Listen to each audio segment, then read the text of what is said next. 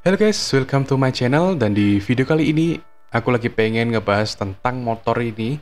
Jadi ini adalah Honda PCX tahun 2018 guys, yang dimana itu adalah Honda PCX 150 buatan lokal pertama di Indonesia. Dan motor ini dibeli tahun 2018 bulan November. Jadi bisa dibilang untuk saat ini motor ini hampir berumur 4 tahun ya kan. Nah, jadi aku pengen cerita dulu nih, motor ini tuh udah apa aja sih itu yang terjadi pada motor ini selama 4 tahun pemakaian, guys. Nah, seperti yang kalian bisa lihat di sini kilometernya sudah 21.000 ya, hampir ya. Nah, jadi motor ini memang sering dipakai tapi nggak jauh-jauh, guys. Cuma kayak dipakai sekolah, dipakai ke mana tuh yang deket-deket gitu, guys. Jadi nggak dipakai jauh-jauh. Nah, jadi motor ini yang pertama yaitu yang pasti dia gredek ya guys, seperti yang kita tahu zaman dulu tuh tahun 2018 itu viral banget itu kasus PCX gredek guys ya. Dimana dengan harga yang nggak murah itu banyak banget yang namanya kasus gredek yang terjadi gitu ya. Tapi nggak semua orang dapat kasus ini sih memang. Tapi ya hampir kayak 90% gitu. Semua PCX owner 2018 itu pasti merasakan yang namanya gredek dan juga di Vario juga sih. Nah, jadi kalau untuk masalah itu bisa diatasi dengan cara kalian mengganti CVT-nya yang orinya menjadi part aftermarket ya guys ya. Atau kita bisa bilang kasarannya tuh part racing lah gitu. Untuk satu paketnya tuh ada yang macam-macam guys, bervariasi untuk paket CVT.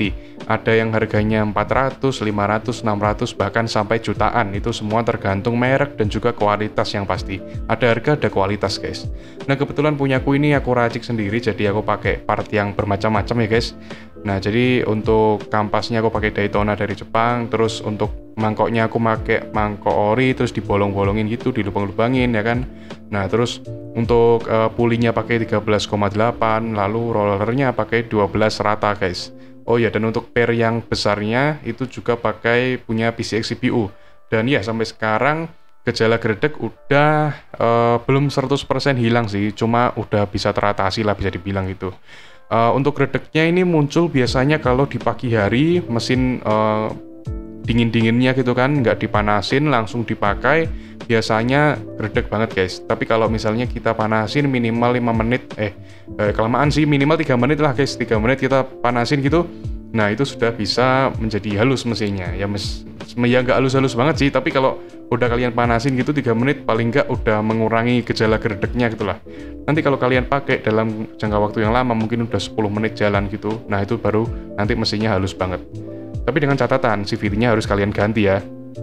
Nah, ini sorry banget kalau misal suaranya aku voice over seperti ini, karena seperti biasa audio dari kamera action cam ini rusak lagi. Jadi ada beberapa gangguan suara noise gitulah. Nah, jadi untuk motor ini buat kalian yang mungkin penasaran motor ini bentuknya kayak gimana gitu, motor ini udah pernah aku review ya guys ya. Atau nanti bulan inilah aku review, karena aku juga lagi nunggu velg baru mau aku pasang, kemarin nggak jadi. Dan aku lagi pesan lagi guys. So kalian tungguin aja video reviewnya motor ini, siapa tahu bisa menjadi inspirasi kalian gitu kan. Nah oke. Jadi setelah ini aku bakalan ngebahas tentang kekurangan dan kelebihan motor ini, dan apakah motor ini masih recommended buat kalian beli di tahun 2022. Dan mungkin ada beberapa tips dari aku untuk kalian yang mau meminang motor ini, tips cara membeli dalam keadaan bekas, apa aja yang harus diperhatikan guys. Oke, langsung aja kita bahas. Nah guys, sekarang bakal aku bahas tentang kekurangan dan juga kelebihannya ya kan. Oke, kekurangannya dulu nih. Dan di sini aku bakal bandingin dengan Yamaha NMAX, di mana Yamaha NMAX itu adalah rival terberat dari motor ini ya kan. Oke, jadi untuk kekurangan dulu guys, di bagian tenaga, motor ini tenaga jelas kalah dibanding NMAX yang mempunyai VVA atau DOHC dengan 4 klep. Motor ini hanya SOHC dengan 2 klep saja guys. Nah, terus kita ke bagian body, itu bodinya ya seperti yang kita tahu, Matic zaman sekarang khususnya Matic Honda itu dia berusaha untuk menyembunyikan yang namanya baut guys, dan diganti oleh klip-klip body yang gampang patah kalau kalian salah. Nah, jadi seperti itu. Terus kenyamanan ini sama-sama nyaman, NMAX, PCX sama-sama motor yang nyaman, tapi kalau aku lebih memilih NMAX dibandingkan PCX untuk masalah kenyamanan posisi duduk guys, karena NMAX mempunyai posisi duduk yang enak, khususnya di bagian kaki dan juga di bagian jok dia lebih empuk dari bawaan pabrik gitu. Terus di bagian komstir ini sebenarnya tergantung cara kalian pakai dan juga medan yang kalian lewati seperti apa. Kalau kalian sering ngehajar lubang, sering lewat jalanan yang yang tidak rata, ya pasti komsetirnya bakal cepat kalah guys. Kalau kalian pakainya di jalanan yang lurus-lurus saja ya, tapi komsetir kalian rusak misalnya, itu berarti kesalahan dealer, kesalahan pabrik gitulah. Karena memang tidak ada motor yang dibuat 100% sempurna, itu tidak ada guys. Jadi seperti itu. Jadi siap-siap aja spare uang lah pokoknya. Kalau kalian beli motor, beli mobil ya, semuanya kan gitu. Misalnya kalian beli motor 20 juta, paling nggak kalian siapin dana untuk motor itu 25 juta. Jadi 5 jutanya untuk perbaikan-perbaikan di masa kedepannya guys. Gitu. Terus untuk masalah cat nih, cat juga kurang baik guys, apalagi warna putih dan juga warna merah nih. Nah, di tipe yang ini PCX Local 150, warna putih dan warna merah ini adalah warna yang rawan banget rusak ya. Di warna merah sama juga kalau sering dipanasin motornya, warna merahnya bakalan kelihatan kusam banget. Kalau warna putihnya ini memang dari bawaan pabrik sudah putih mutiara ya, jadi putih agak kekuningan dikit gitu. Tapi kalau lama-lama dipakai guys, padahal punyaku ini nggak aku panas-panasin gitu, selalu aku cariin tempat parkir yang dingin gitu, dimanapun itu ya pokoknya. Dan catnya 2 tahun itu udah menguning banget guys, menguningnya itu kelihatan banget. Tapi kalau kalian tidak masalah dengan hal itu, sebenarnya nggak apa-apa sih, itu bisa dipoles guys. Dan moles motor mungkin ya sekitar 200, 300 sampai 500 tergantung tempat polesnya gitu, dan cat kalian akan kembali seperti normal.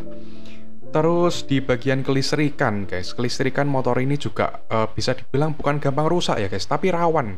Kalau kalian salah masang ini itu, dia kelistrikannya bakalan buyar guys, terutama kalau kalian suka mainan kelistrikan kayak aku. Tapi untungnya selama ini aku nggak pernah mengalami kerusakan di bagian kelistrikan, kecuali di bagian sikring yang udah putus 2 kali.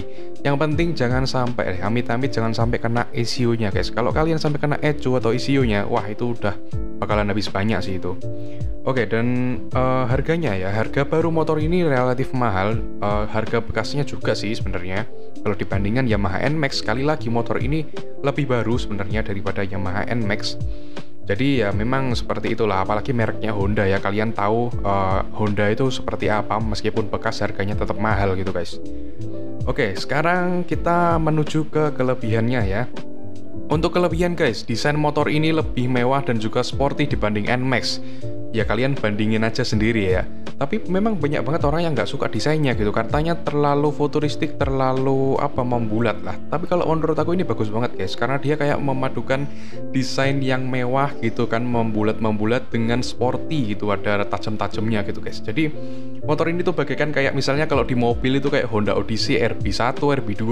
Jadi kayak memadukan desain sporty tapi mewah. Jadi motor ini bakalannya desainnya tuh long lasting atau tidak lekang oleh waktu gitu guys.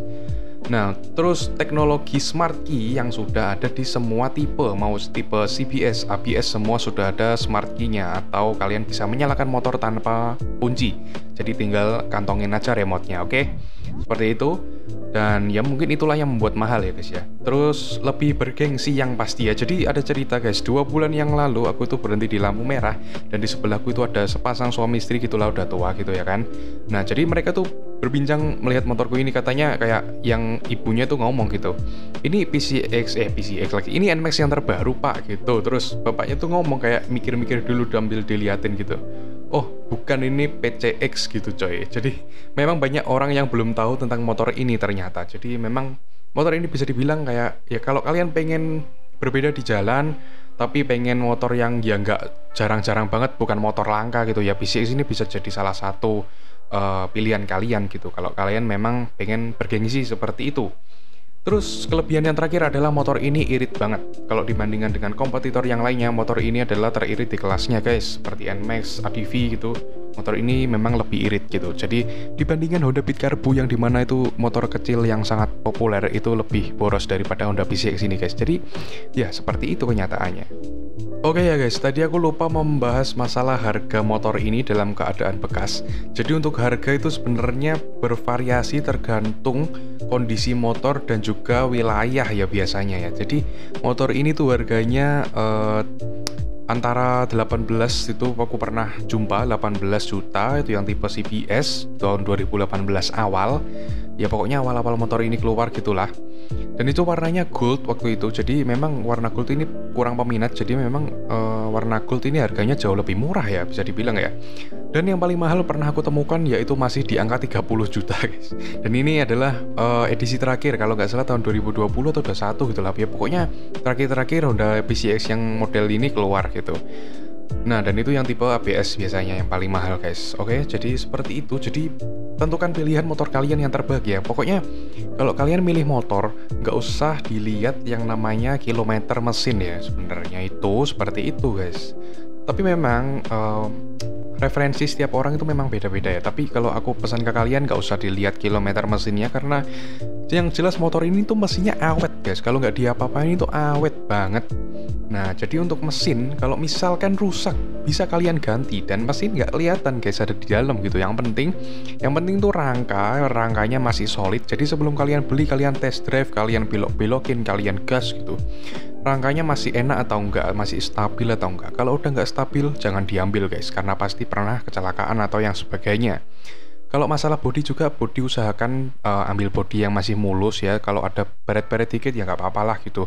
Yang penting jangan sampai rusaknya parah gitu, karena harga bodi motor ini tuh juga lumayan guys gitu. Nah seperti itu guys. Jadi motor ini masih recommended apa enggak? Ya jelas pasti masih recommended gitu. Orang teknologinya bagus banget itu kan, apalagi modelnya juga nggak lekang oleh waktu ya kan. Nah jadi seperti itu guys. Jadi ya terima kasih guys buat kalian yang udah nonton video ini sampai habis. Jangan lupa subscribe channel ini biar aku makin semangat bikin video kedepannya dan bisa ngasih informasi yang lebih berkualitas lagi ke kalian. Oke, makasih buat kalian yang udah nonton, and until next time guys, bye bye.